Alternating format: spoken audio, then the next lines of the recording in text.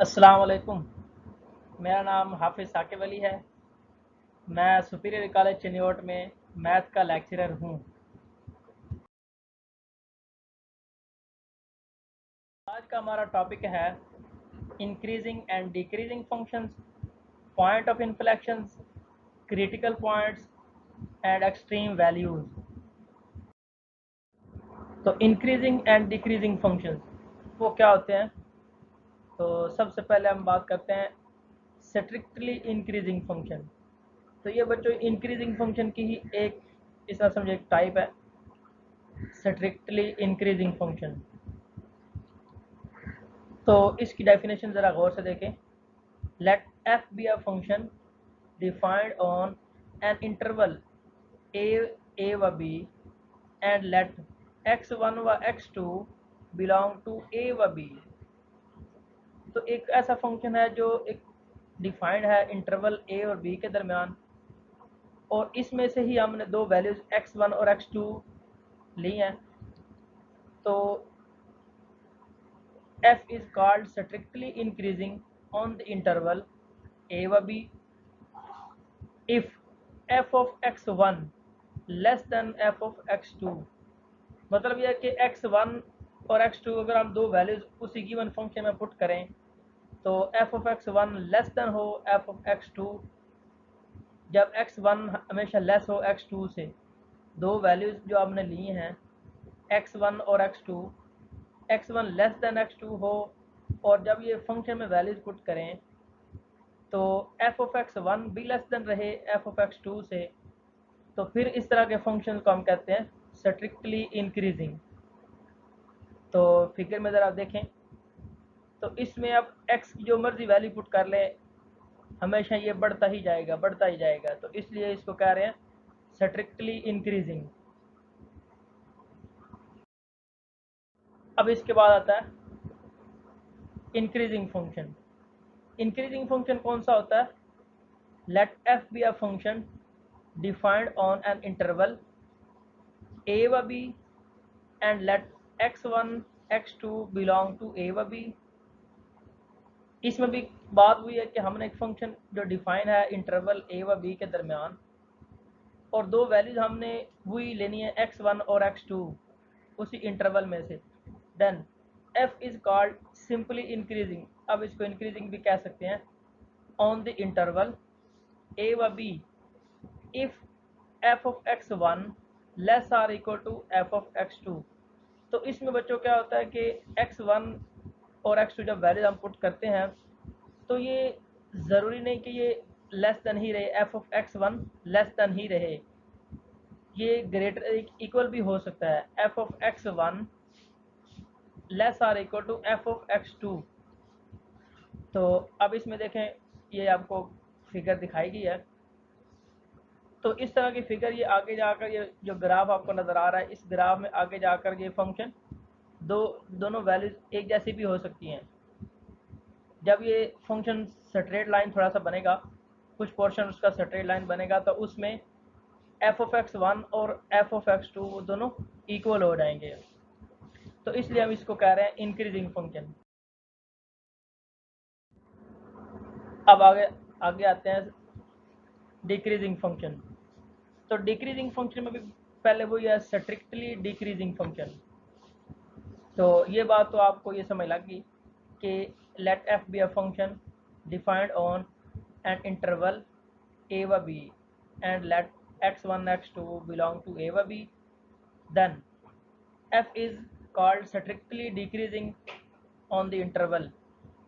अब इसमें क्या होगा कि x1 हमने जो वैल्यू पुट करनी है x1 लेस देन x2 इस तरह लेनी है, और ये काम उलट हो रहा है। x1 लेस देन x2 है, वैल्यूज हमने x1 की छोटी ली, x2 की बड़ी ली, लेकिन जब फंक्शन में पुट करेंगे तो f of x1 का आंसर बड़ा आएगा और f of x2 का आंसर छोटा आएगा। तो जब ये काम उलट हो रहा है इसलिए इसको कहते हैं strictly decreasing.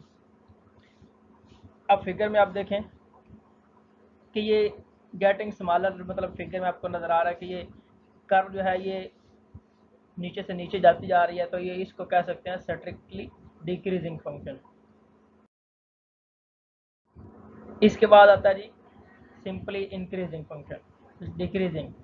Let f be a function defined on an interval a by b and let x1 x2 belong to a by b, then f is called simply decreasing on the interval a by b if f of x1 greater or equal to f of x2 when x less than x2। तो इसमें बच्चों क्या होता है कि x1 अगर हम value लें x2 से लेस, लेकिन जब फंक्शन में पुट करें तो f of x1 की वैल्यू f of x2 से बड़ी आ रहा है या इक्वल भी आ रहा है, तो इसको हम कहते हैं सिंपली डिक्रीजिंग फंक्शन। मतलब पहली वैल्यू हमेशा बड़ी आए और दूसरी छोटी, इस तरह छोटी होती जाए, तो इसको हम कहते हैं डिक्रीजिंग फंक्शन। अब इन्फ्लेक्शन पॉइंट, इन्फ्लेक्शन पॉइंट क्या होता है? एन इन्फ्लेक्शन पॉइंट और पॉइंट ऑफ इन्फ्लेक्शन। अच्छा, इसको ब्रिटिश इंग्लिश में इस तरह भी लिखते हैं इन्फ्लेक्शन, INFLEXION, तो इसकी स्पेलिंग ये भी होती है, तो दोनों स्पेलिंग बिल्कुल ठीक हैं। तो inflection point is a point at which concavity यानी कि being curve of the function changes as shown in the figure. Figure में आप देख सकते हैं, ये फिगर 1 है, इसमें आपको नज़र आ रहा है कि ग्राफ है, पहले नीचे से ऊपर जा रहा था और जहाँ पे ये सर्कल हुआ रेड लाइन है, इसका मतलब यहाँ से ये कर्व्ड पाथ है, ये चेंज हो रहा है। तो इसका मतलब फंक्शन की जो कनकेविटी है, कर्व्ड शेप है, वो चेंज हो रही है। तो इस पॉइंट को हम कहते हैं पॉइंट ऑफ इन्फ्लेक्शन। इसी तरह ये दूसरी फिगर में देखें, इसमें ये 3 जगहों पे दिखाया गया, ये स्पेशल किस्म का फंक्शन है, इसको हमने यूज़ किया और इसके अंदर ये 3 जगहों पे ये पॉइंट ऑफ इन्फ्लेक्शन दिखाए गए हैं। ठीक है, तो इसका मतलब यहाँ पे कनकेविटी क्या हो रही है, चेंज हो रही है, तो इसको हम कहते हैं पॉइंट ऑफ इन्फ्लेक्शन। अब फिगर 3 में देखें, इसमें आपको ये रेड डॉट नज़र आ रहा है जो बिल्कुल ओरिजिन पे है, तो यहाँ पे भी क्या हो रहा है, फंक्शन की कनकेविटी चेंज हो रही है, तो इसको हम कहते हैं point of inflection. Critical point क्या होते हैं? क्रिटिकल पॉइंट्स एक्चुअली क्या, a critical point is a point in the domain of the function, के डोमेन जो फंक्शन के होते हैं उसके अंदर एक पॉइंट होता है where the function is either not differentiable और डेरिवेटिव इज इक्वल टू 0, कि ऐसा पॉइंट किसी डोमेन फंक्शन की डोमेन के अंदर कि जिस पर वो फंक्शन डिफरेंशिएबल ना रहे या उसका डेरिवेटिव 0 हो जाए, तो उस पॉइंट को हम कहते हैं क्रिटिकल पॉइंट। अब जिस तरह फिगर में आपको दिखाया गया red circles are critical points, तो इस फिगर में आप देख सकते हैं कि जो रेड सर्कल्स आपको नज़र आ रहे हैं ये क्रिटिकल पॉइंट्स ही है, क्योंकि यहाँ पे क्या होगा, या तो फंक्शन डिफरेंशिएबल नहीं रहेगा या उसका डेरिवेटिव 0 हो जाएगा। तो अब आ जाते हैं एक्सट्रीम वैल्यूज़। एक्सट्रीम वैल्यूज़ में एक्चुअली 2 किस्म की एक्सट्रीम वैल्यूज़ होती हैं, इसको हम ओवरऑल कहते हैं relative extrema. It has 2 forms. पहली फॉर्म है रिलेटिव मैक्सिमा और दूसरी है रिलेटिव मिनिमा। तो रिलेटिव मैक्सिमा क्या होता है, लेट एक इंटरवल हम लेते हैं एक फंक्शन की डोमेन में से c minus delta X comma c plus delta X, where delta X is a small positive number, then if f of c greater or equal to f of x for all x belong to c minus delta x comma c plus delta x, then function is called relative maxima at x is equal to c।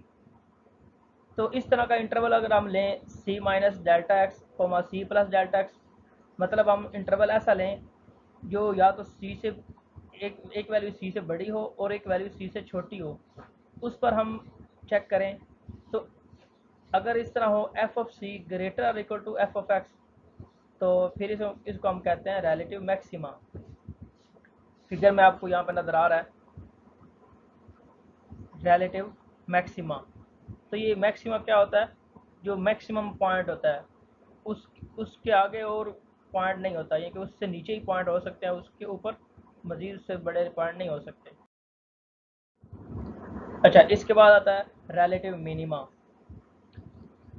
ये क्या होता है, इसमें भी हमने वही interval लेना है, c minus delta X comma C plus delta X belong to a domain of f where delta x is a small positive number।